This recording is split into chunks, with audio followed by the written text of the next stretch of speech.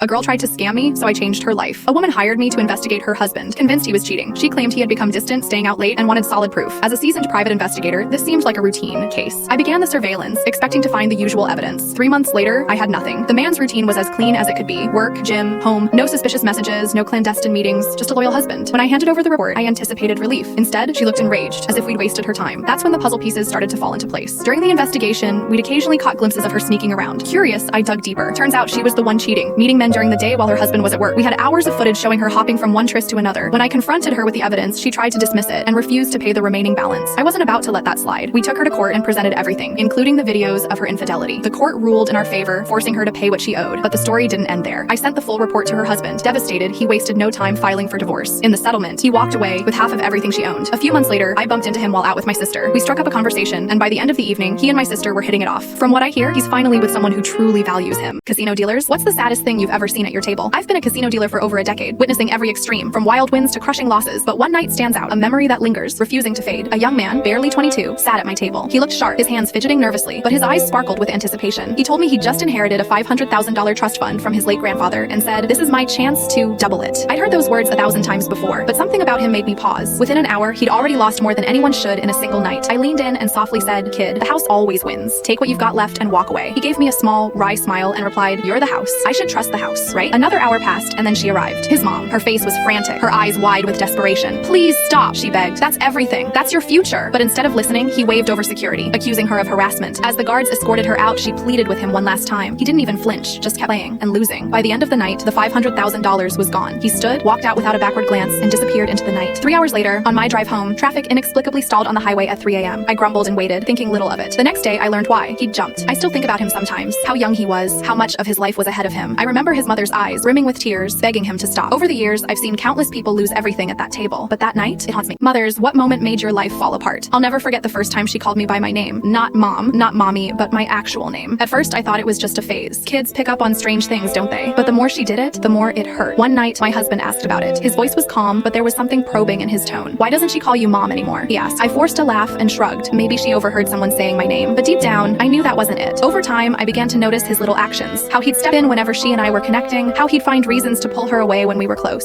Slowly, it dawned on me. He was driving a wedge between us. Finally, I confronted him, and he told me the truth. His words were like a knife. "She's not yours." He looked at me, his expression steady but cold. "It's been bothering me. Hearing her call you mom, it felt like living a lie." My heart shattered. All the moments we'd shared, her first steps, her laughter, her tears, they weren't erased by his words, but they suddenly felt fragile, like glass on the verge of breaking. I wanted to scream, to cry, to fight, but I just stood there, speechless. The next day, I filed for divorce. When we went to court, the judge ruled that I wasn't her biological mother, and I was granted only weekend visitation. I thought he'd take her away completely, but every weekend, he brought her to my door. When I asked him why, he simply said, "Blood doesn't make a mother. Love does."